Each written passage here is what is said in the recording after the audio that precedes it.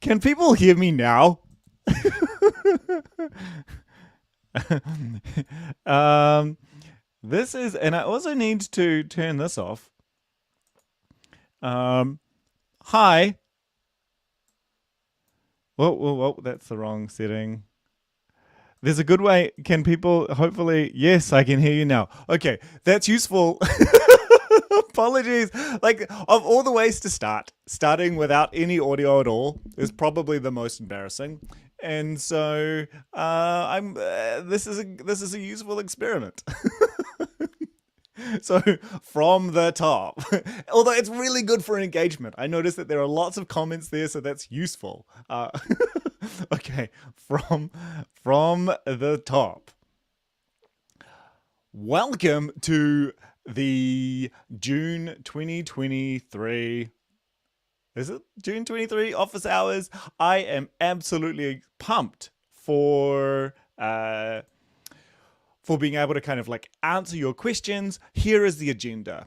I'm going to go through some questions from my Patreon supporters, people that have essentially given me money for my advice, which I think is kind of important. And then people are going to answer questions from my Discord server. And if we've got enough time, I'll try and have a bit of a free-for-all and answer any questions that have popped up in the chat. So whether or not you're watching this on the recording or watching this live, I definitely encourage you to ask questions in the chat, because I can always use that for future videos if I don't get enough time right now.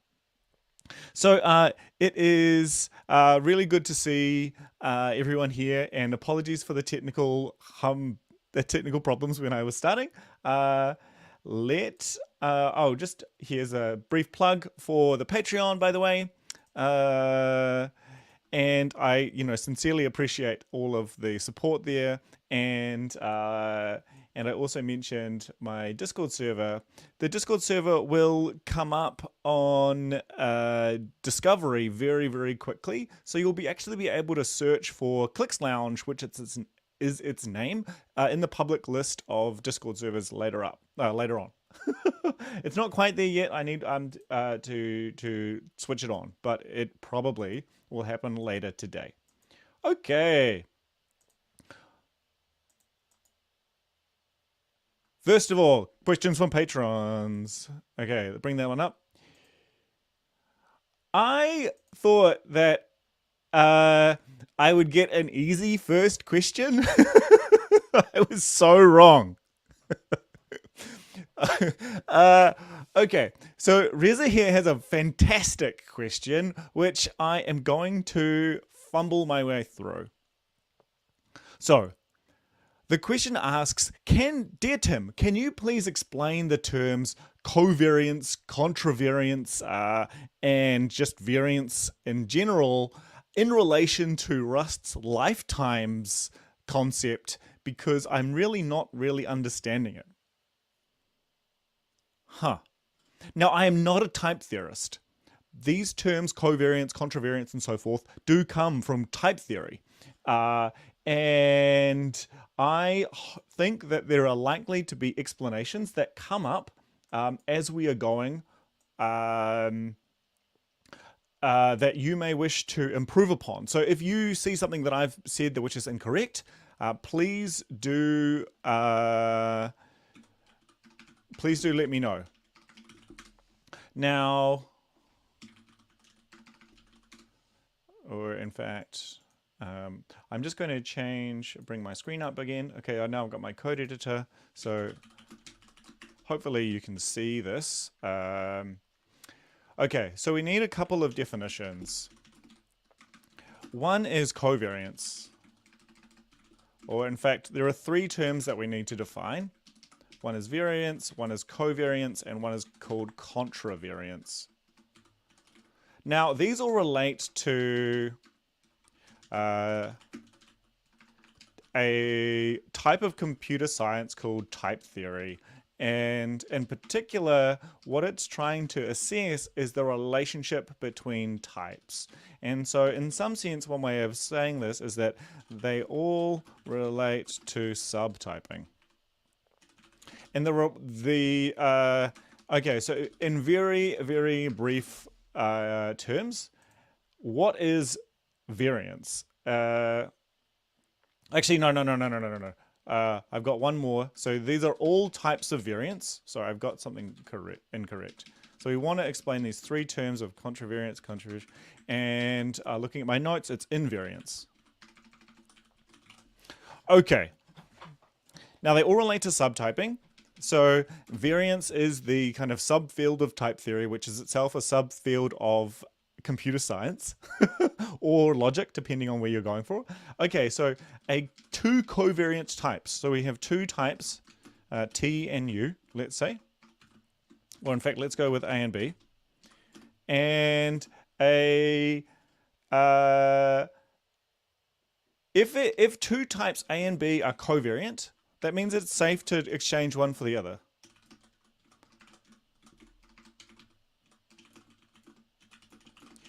By safety there, I don't mean the Rust concept of safety. I mean safety in terms of types, in terms of like the type system. And so essentially the two types make sense. The semantics are defined.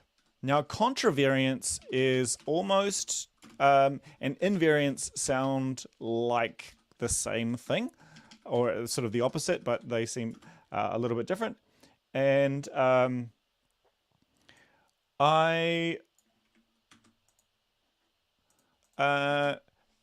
going to say that, so here's a definition.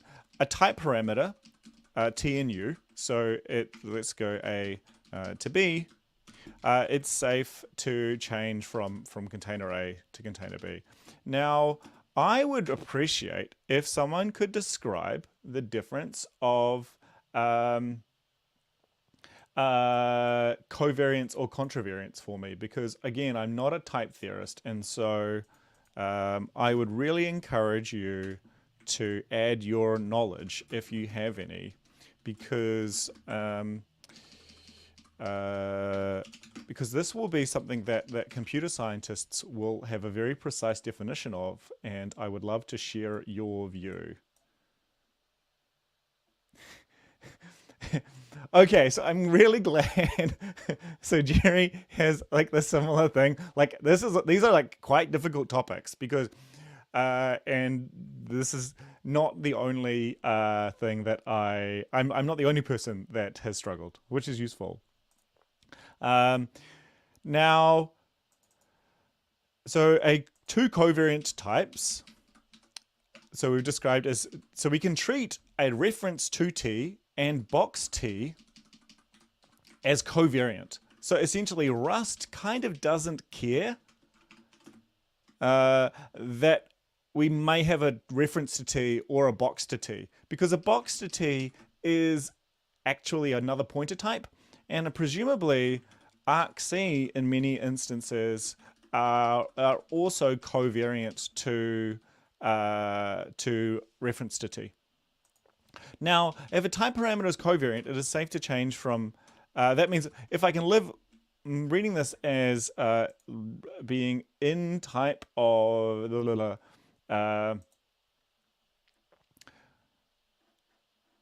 so although it's about the direction, so of subtyping between A and B. Yeah, I am going to, like, it's clear that I've got like a bit of a knowledge gap here. And I have actually done quite a bit of research to kind of figure this out. But what I'm going to do is just admit defeat a little bit and come back with a proper explanation of these three terms, because they are very useful to know. There is one thing that I want to say before I completely give up, and that relates to invariance. And I do have one thing that I actually do know about this, and that is if I have some type, so I have some struct, and it is, let's say, a product, or it's a product that might have some type parameter A, because inside I have a reference to the, I don't know, the store, like the origin, like, and I've got some origin type which is like a manufacturing plant. So it's some location, origin. Now, later on in my program, so I've got main here. By the way, just if you're joining in, we are explaining invariants here.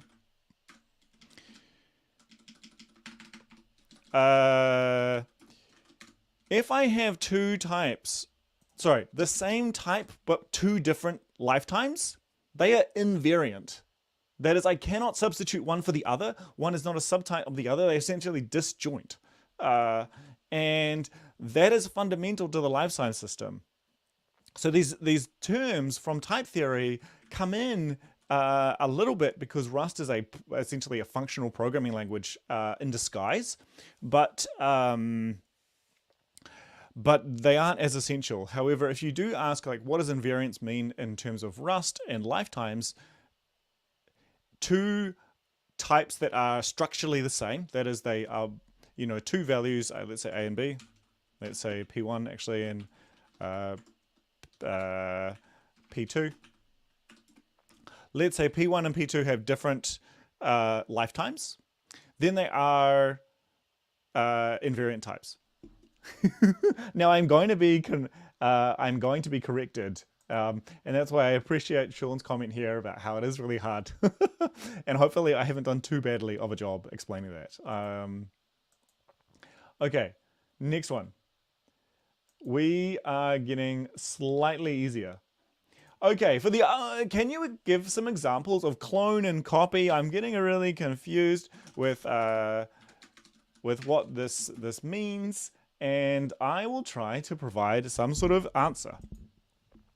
So here's my code editor again, and I have and so we're doing clone versus copy. And why are there two? Let's go with product again, because that was useful, and I will create a main, and we had P1 was product. Now I'm going to start by implementing debug, that way I can create a useful program. Oh, derive debug. Now in main I can now print this out.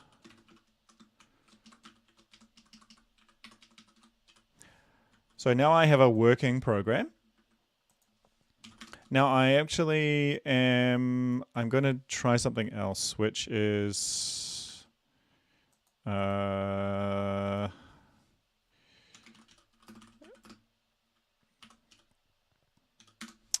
egg, for example, and I'm going to move this over to egg. And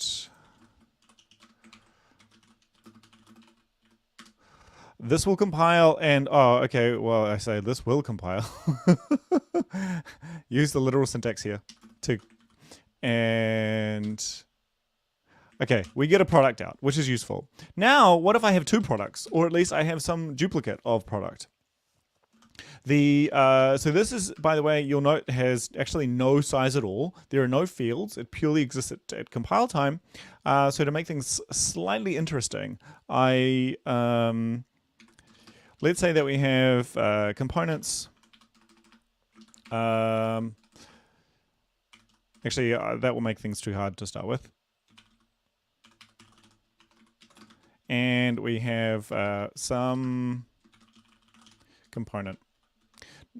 Oh, actually, U64. And this can be number of components. So now we need to define how many components we have. Let's say we have 100. And I would also like to, so not used in the code, but actually printed out. Now, I'm just going to add another thing here, which is going to silence a few warnings for us.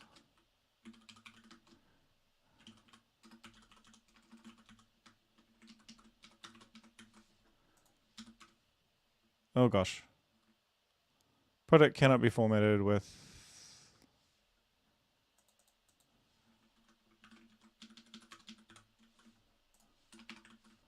I'm getting a little bit away. from actually explaining the difference between clone and copy, but I'm going to pass. So I'm just gonna have an underscore there. That will do it. Oh, goodness me.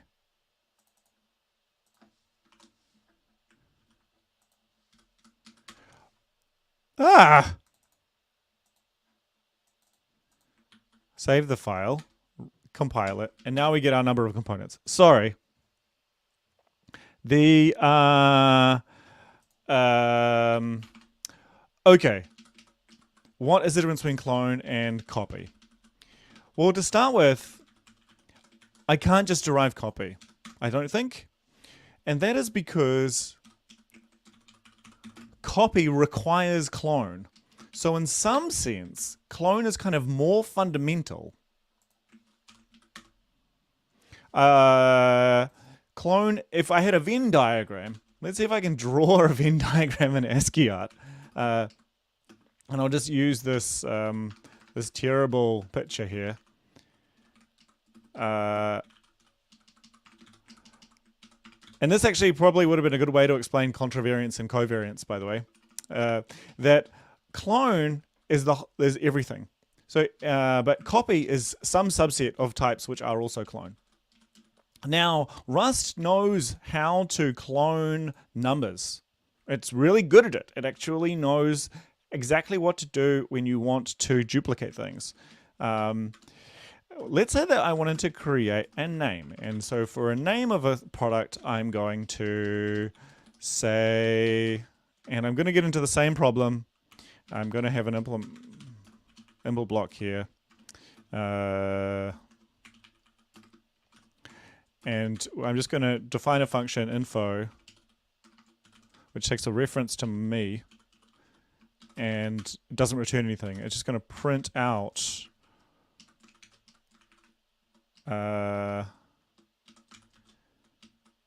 it's essentially going to self.name. Now hopefully, oh goodness gracious. Look at this horrible error around not being a macro, and we also need a name. So this, because it's a string. Now this is going to be a deck of cards, and for some reason we need 100. How many cards are in a deck? 52, I think.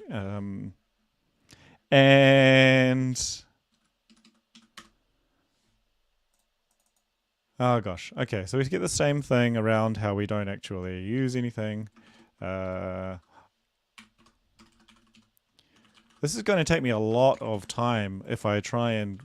I'm actually going to build up this... The reason why I'm spending a little bit of time here is that I want to have a working piece of code for a couple of the other questions that are going to pop up. Okay, so clone is in some sense more fundamental. We know that all types that are copy are also clone. Or that's a Rustism, the way we describe types, the more formal way to describe it is all types that implement copy must also implement clone. Clone implies that the, actually, other way around. Copy implies that it is a bitwise copy at in memory representation. Of types, and it implies that it's cheap to do. We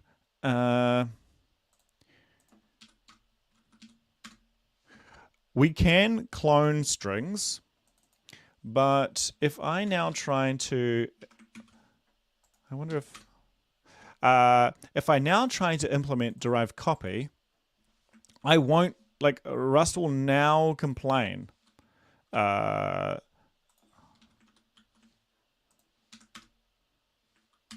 Whereas if I only have numbers in there, Rust will be happy to derive copy itself. It turns out that Rust knows how to implement copy for you whenever the all of the parts of your struct or enum also implement copy. So even though and the things that Rust knows how to implement as copy are sort of defined by the compiler and the Rust language itself. So essentially, all number types, things like so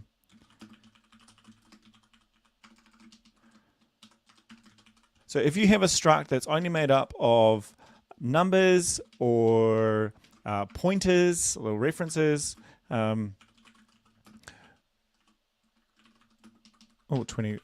What else? Floating point, other primitive types, like a byte, then copy will work fine. As soon as you have things that are more complicated, Rust will actually require that you figure things out yourself, and it will no longer, or at least it will say that I can't do cloning, I can't do copy manually.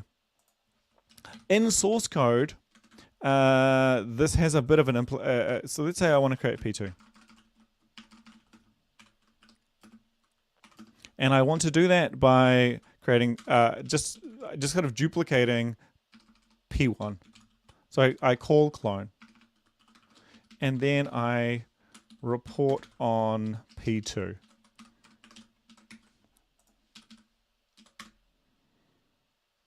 Now I get this thing about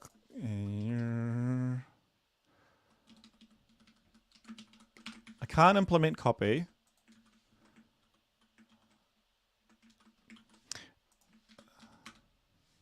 But I do get to reports. So I have this clone. Now with a copy type, let's see what the difference is. So let's say I remove, so copy is implicit, by the way. Clone requires this extra call to the clone method. But if whereas copy doesn't. So let's say that I am just going to remove, product does not have this field. Okay, so we'll just remove that field.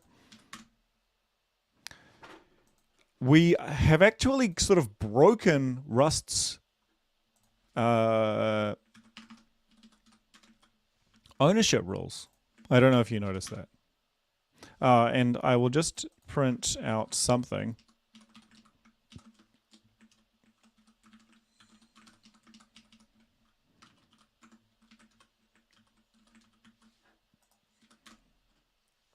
So we've actually, we've broken Rust's ownership rules. Let's see what if we don't we don't derive debug. What happens now? We get us moved of borrow of moved value. We can't reassign P1 to P2. Rust is going to say, this won't work. So what it instead does is whenever you break the rules, the borrow checker, as soon as you break the rules with a copy type, Rust thinks, oh, I can just duplicate that. I know how to do it. It's by implication, it's super cheap. And so I can just do that whenever I want. Now with the clone, the cost might be more expensive. In the case of string, we actually need to go and reallocate some more memory and copy all of the bytes from one place to another. And that could be potentially very long if we have a long string. Therefore, Rust can't make any kind of guarantees that simply duplicating P1 will be fast. And therefore, the semantics around clone versus copy are almost as significant, if not more, around than their kind of technical implementation details. You know, what it's saying is that with a clone type, there may be an extra cost here.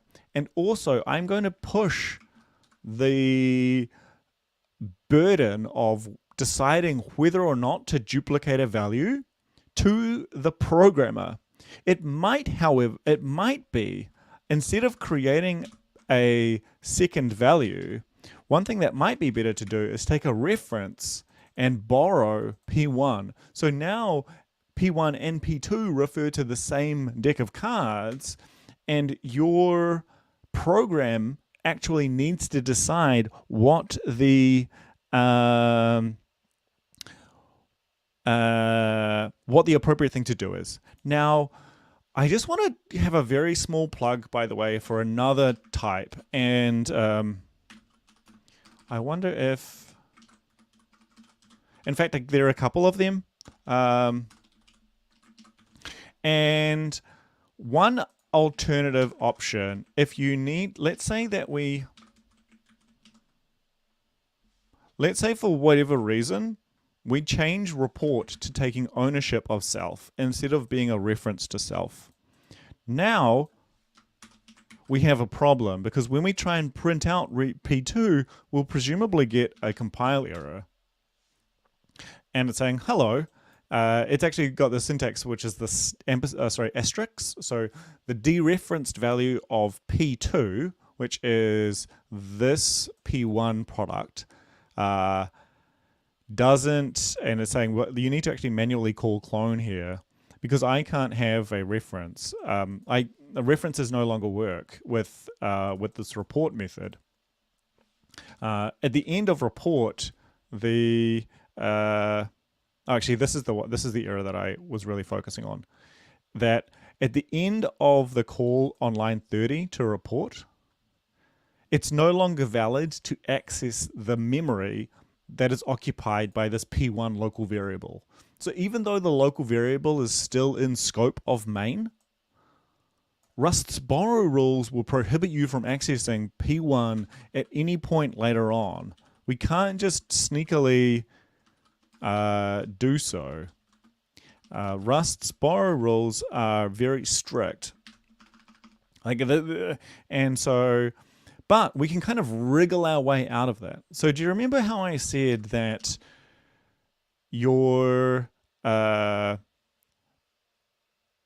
one of the problems with cloning is that it's extremely expensive? Well, it could be potentially very expensive. We don't know, because we don't know how long the string is. So another option is to we'll rebind the same variable, and we'll have this reference counted thing. And now I can, if I call clone, it's now very, very cheap to clone, but it actually refers to the same memory. What?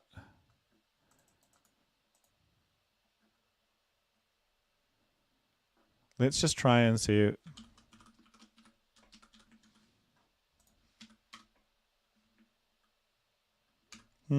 So this is confusing. The problem is that Rust type system is better than I remember. It's actually quite good. The report is taking itself. It's taking something by value. I wonder if we're going to have any comments of me suggesting how to fix this, because I'm sure that people have encountered this before. I've wrapped my reference count, and then I wonder if it's...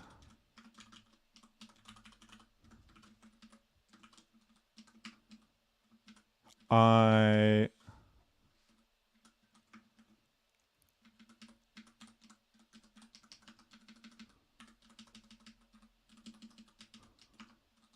now I have a reference counter pointer to P, and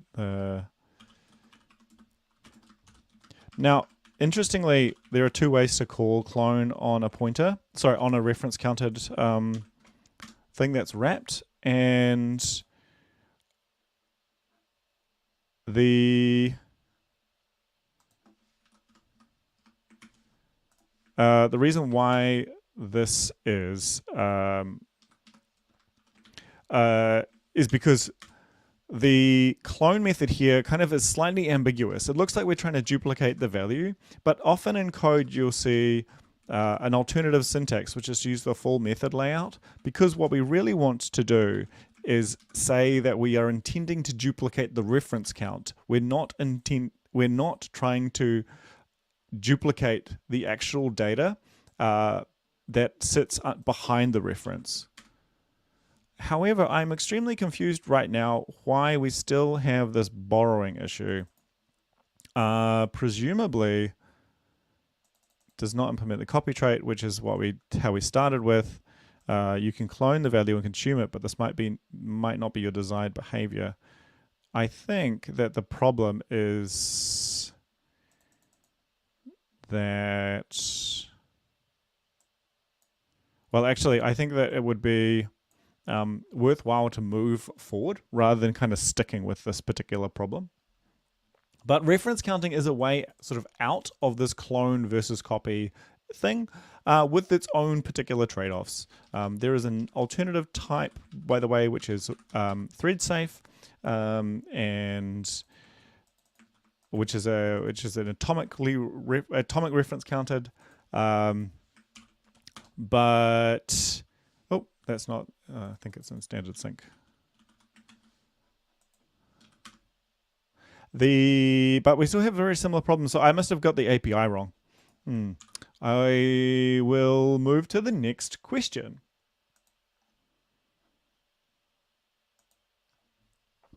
Okay, so this one here is a much more of a question around the Rust ecosystem in general. I applaud. So Todd, by the way, so this one came up in actually in a course that I'm running called How to Learn Rust, and I'll just give people a bit of a link. I'm just typing now.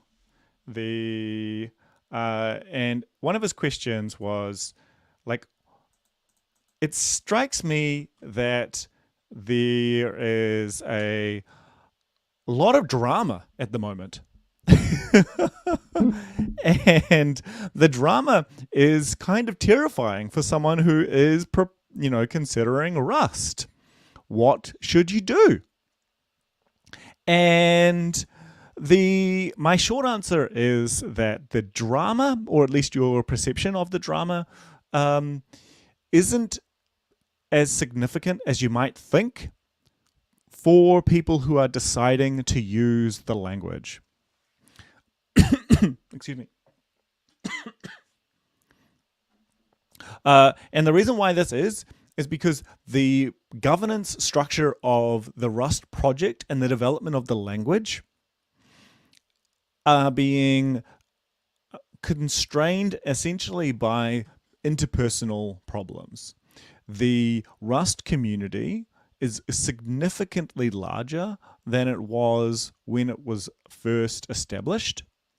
And by implication, a lot of the people that started in Rust were, and even in the Rust governance, were able to operate successfully in a much simpler environment.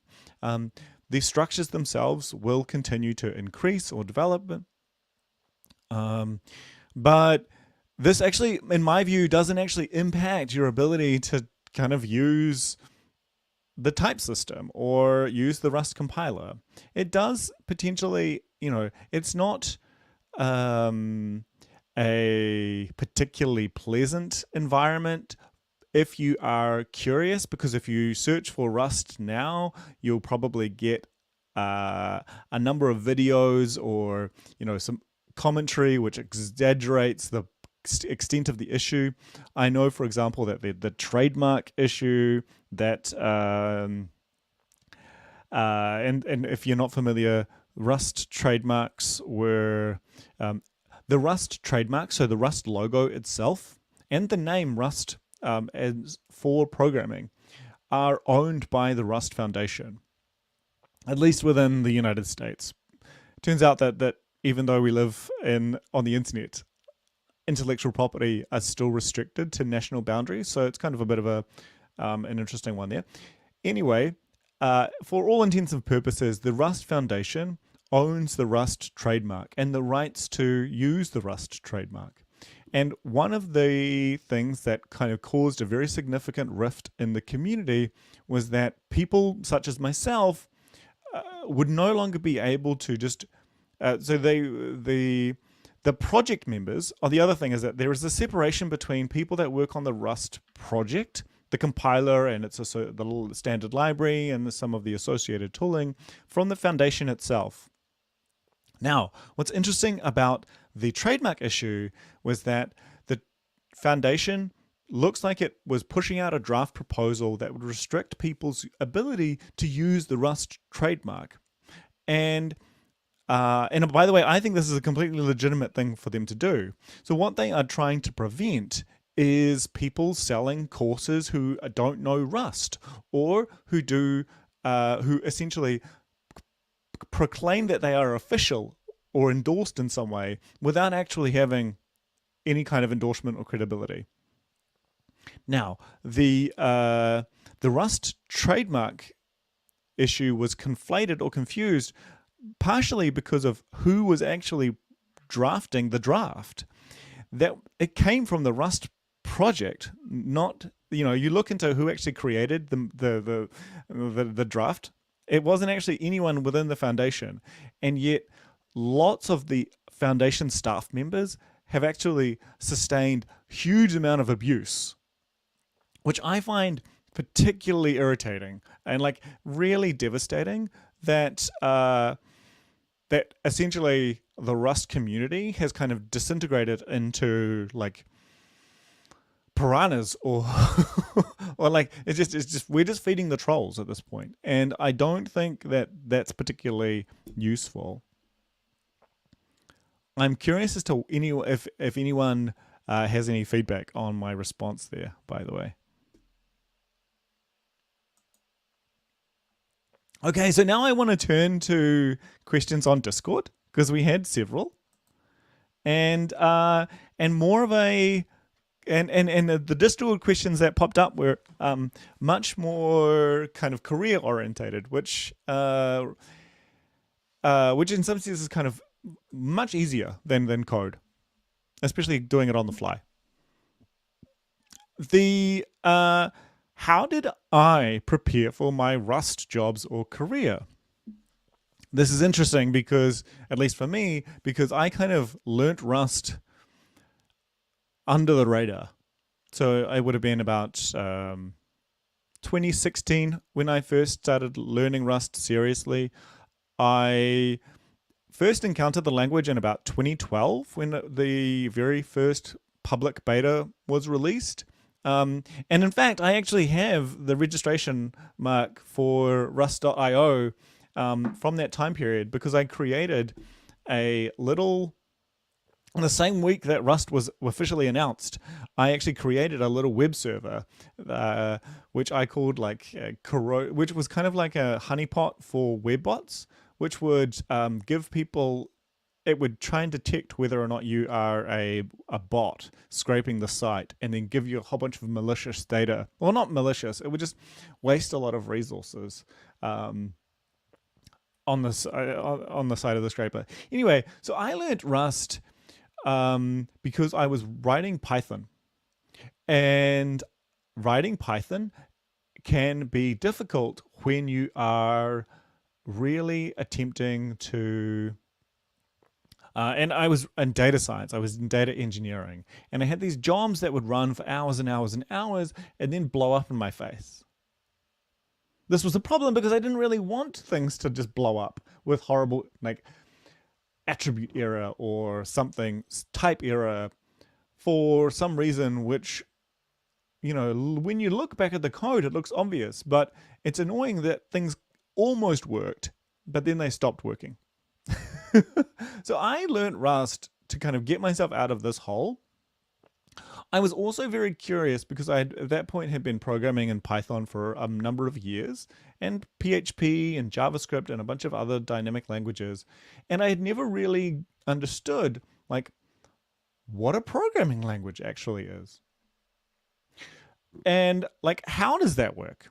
And what does it mean for like how is a local variable, and how do modules work? Like, what even is a module? That doesn't even make any sense. I don't know. Like the and like for example, one of the questions that has always that popped into my mind was, how do zeros and ones get translated into pixels? Another one was, how does the memory system work? Because if I look I have this idea of a pointer is a memory address, which is some number in the address space. Well, okay, there's a whole bunch of jargon there, but the thing to focus on is a number. Now, a number does not, like, there must be some translation step between having a variable that represents some location in memory and then something to happen electrically in a chip on my laptop or in some server or on a phone. And I was like, why? How on earth does that happen? And so I had this itch. And that's one of the reasons why I learned Rust. Honestly though, one of the ways that I learned Rust the best is not as accessible to many other people, and that is by writing a book about Rust. I am the author of Rust in Action, and the process of developing the book was very long and quite arduous. And if you it was nearly 2,000 hours of work. And by the way, I noticed that as a a question, I'm like, how on earth do you do all of this? And I did that by working from approximately 7 o'clock at night, and actually 8, because my girls, I just became a dad at that time. From 8 to 11 p.m. 3 or 4 nights a week, plus a chunk of time on the weekend, and it was a big problem.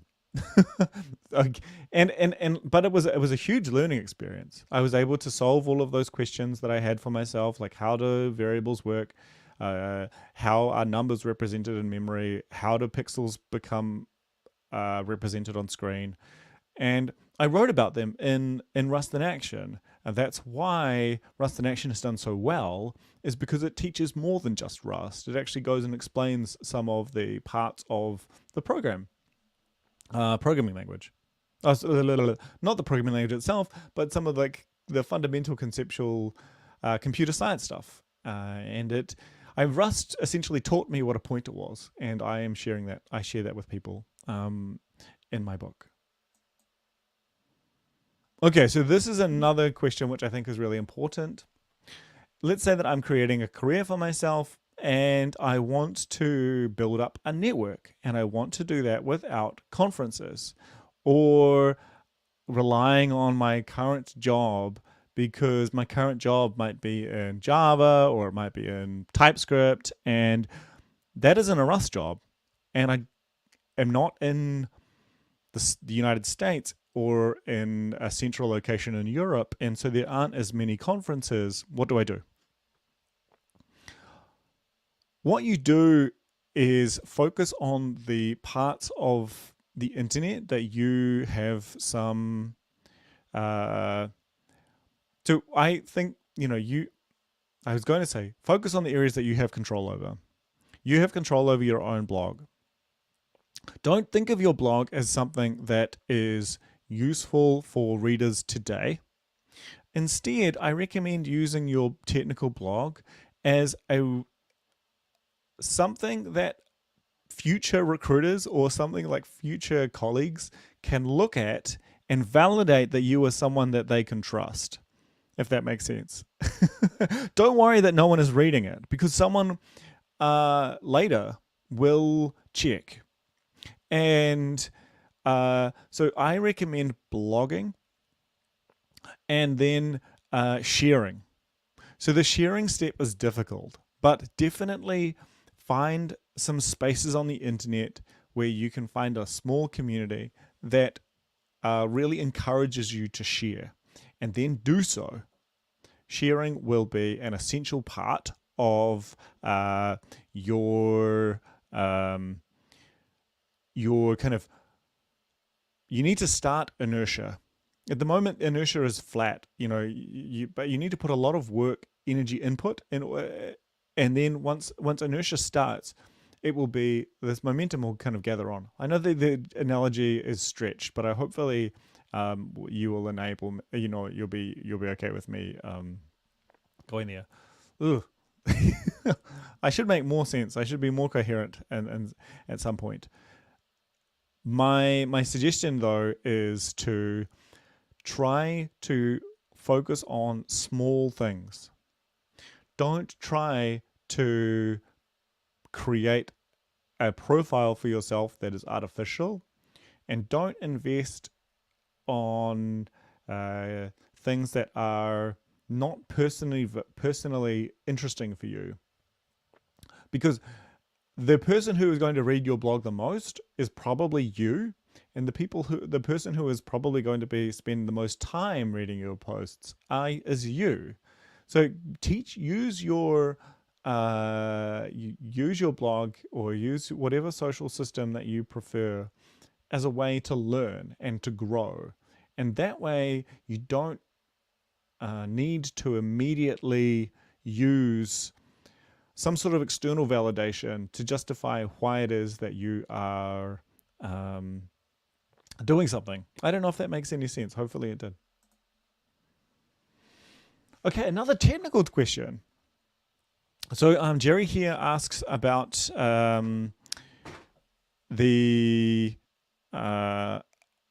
it's kind of like a design in Rust.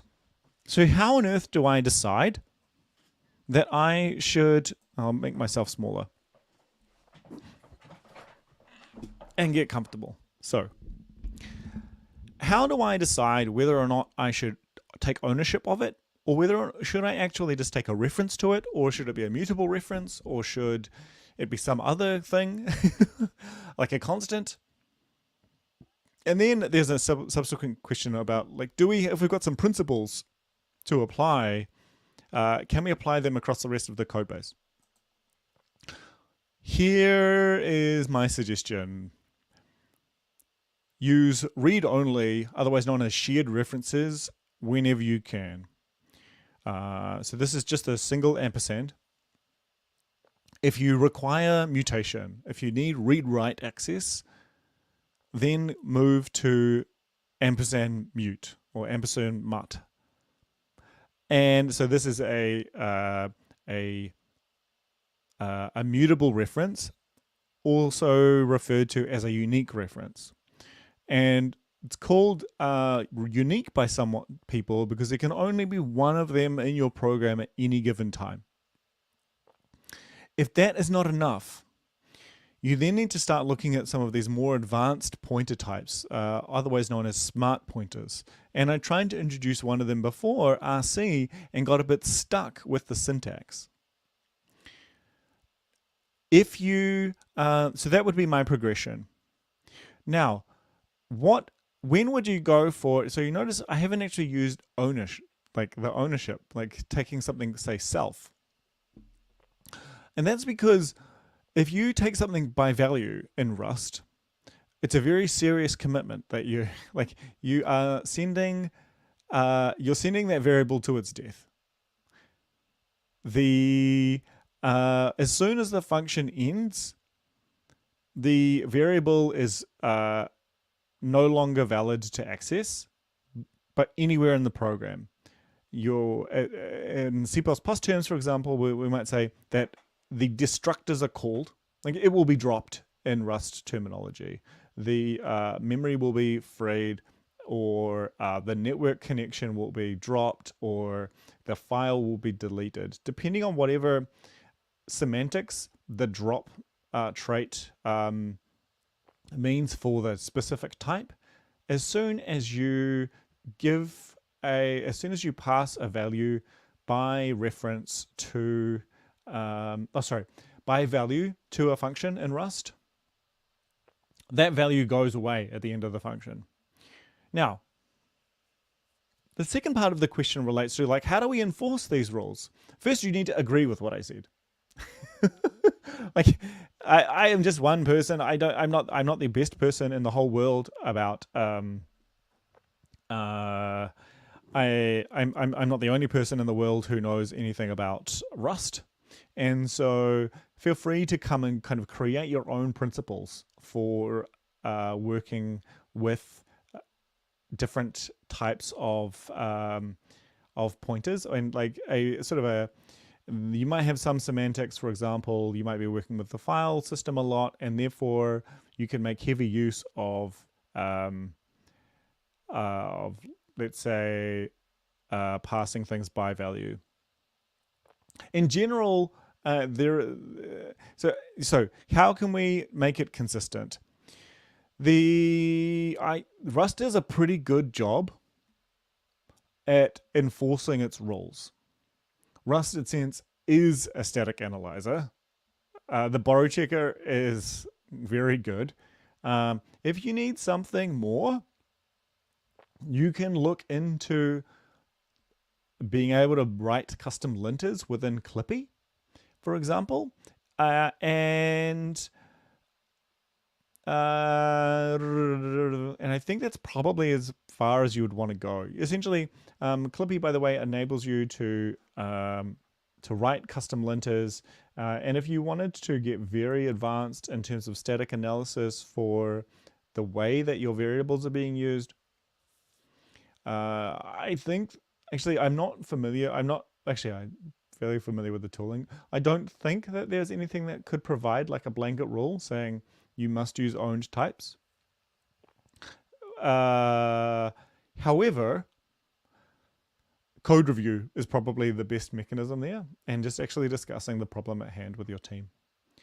I want to also make one point, and that is in struct definitions. You also need to make a decision about whether or not your structs or enums own the values that they are holding, or whether or not they essentially have a reference to some other thing. In general, holding a reference to some other object is probably what you want. The downside is that it makes working with your types significantly more complicated, because suddenly the values, their lifetimes are bound, and there's a whole bunch of bureaucracy or bookkeeping that is required at the syntactic level in your source code, as well as conceptually as you structure your program to kind of enable that to all work together. Okay, best way to, so now we get a question around error handling.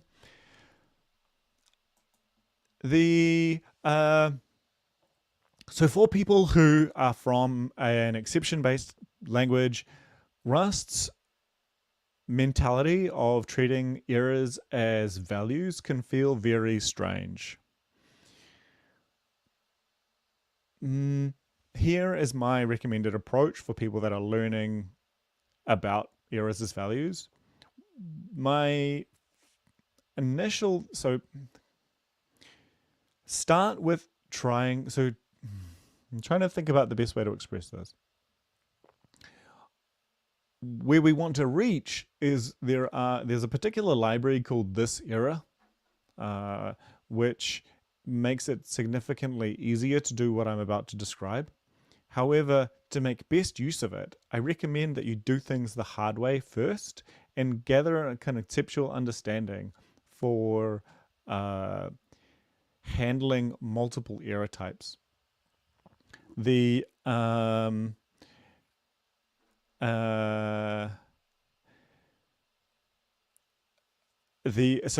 best way to manage errors and exceptions. So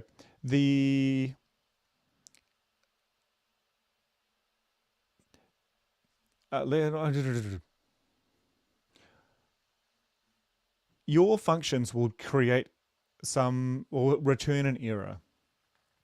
Start by using something as simple as string as the error value. And you will come to, and then when you use your function, if you try and match, you will then need to essentially have like a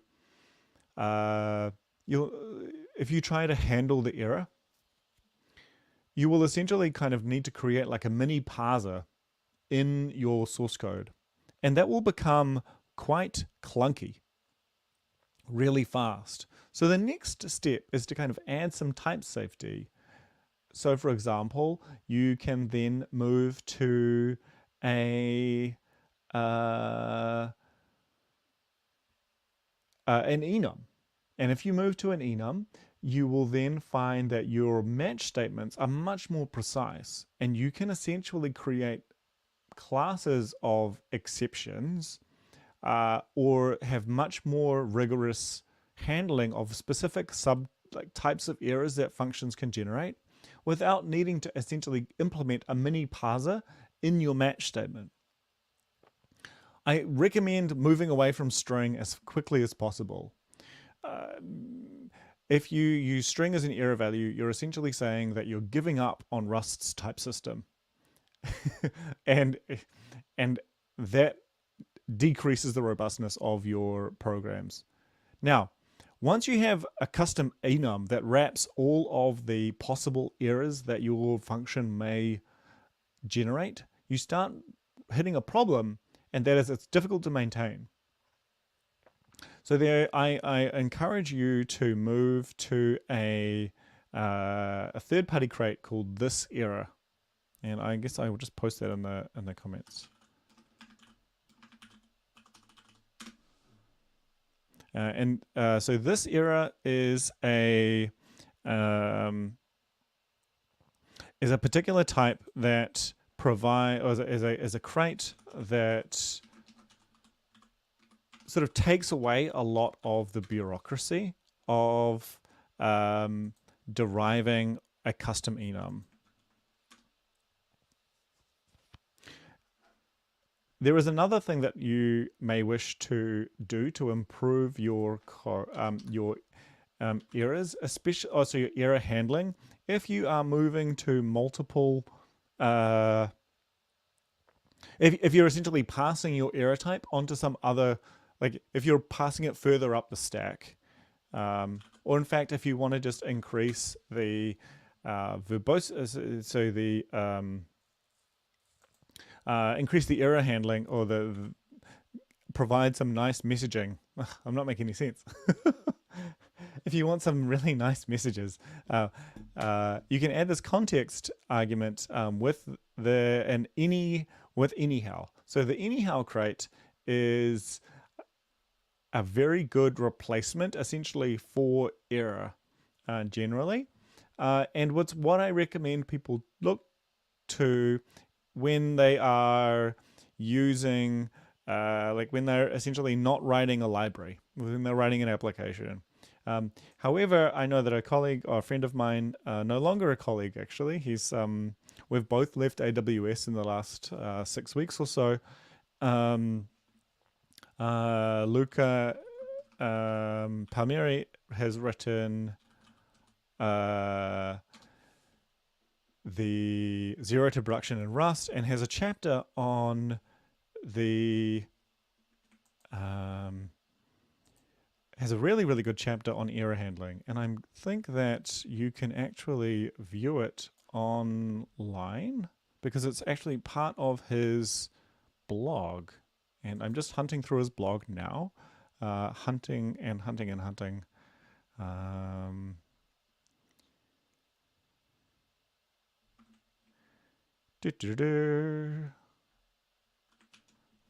I probably shouldn't actually. Here we go. So he has this 10,000. 8,500 word essay on error handling in Rust, and it's extremely good. This is an interesting point from Jerry. Actually, you could try C-style errors, where essentially your error codes. So you could do it in two ways. You could have some constant, like you could emulate C's error NO or error number, and those codes could refer to something. I disagree though that this would be like a particularly useful way. It would be a very this is not making use of Rust's type system at all. Um, Rust has very good like exhaustiveness checks. Now, one of the things that's really handy about result, and its error variant is that, and error types generally, is that they can be, we can match against them and ensure that we have handled any possible error. Now, if you return some integer, you don't have the type system behind you supporting you and saying you have handled every single error. You also introduce the possibility that you're going to have magic sentinel numbers, like -1 might mean an error, but 4, the positive value, might be an actual value. And you can kind of have this sneaky hidden type system. And I don't encourage people to adopt a pattern like that inside Rust. You're really losing out on the robustness that you could otherwise have. So here is the error handling blog post that Luca has created. It's extremely good, and I recommend his his book really heavily as well. Oh, okay. So what are your thoughts about the best way to transition from advanced beginner to advanced/intermediate? And we've talked a little bit about Luca's book, Zero to Production in Rust, and I'll give that another sort of shout out. Actually, we'll do that this way. I will share my screen. So this is his book. It's really good, especially if you're interested in the web. And one of the things that I really like about it is that Luca has some geocoding which will provide people with discounts depending on where they're from, which but I'll also talk about my own book. Where is it? It's this thing here. It's by me, and it's pretty highly regarded. It's very, very good for being able to teach lots of really interesting code examples and so forth. And it's available on from Manning directly or from Amazon.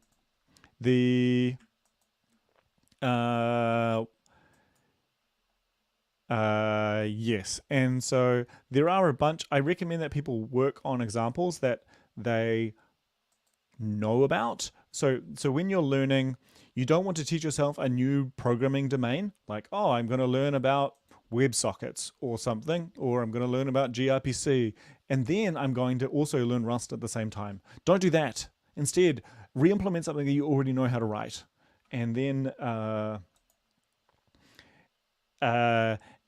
become and so something that you could write in Python or could write in TypeScript or could write in Java, and you have a good mental model about, and then re-implement that in Rust. And so you're only learning Rust essentially. Then once as your confidence grows, you will enjoy things even more. I'm going to actually, while we're here, I want to give a small plug as to one other resource that I am developing now. And that's this accelerant thing, which will... so accelerant is a new training provider, essentially. And one of the things that I am doing is building out a really cool online course. It's expensive, but I hope that it's valuable. And if your employer is one of if your employer has a training budget, this is definitely an option for you to build a production database, essentially from scratch.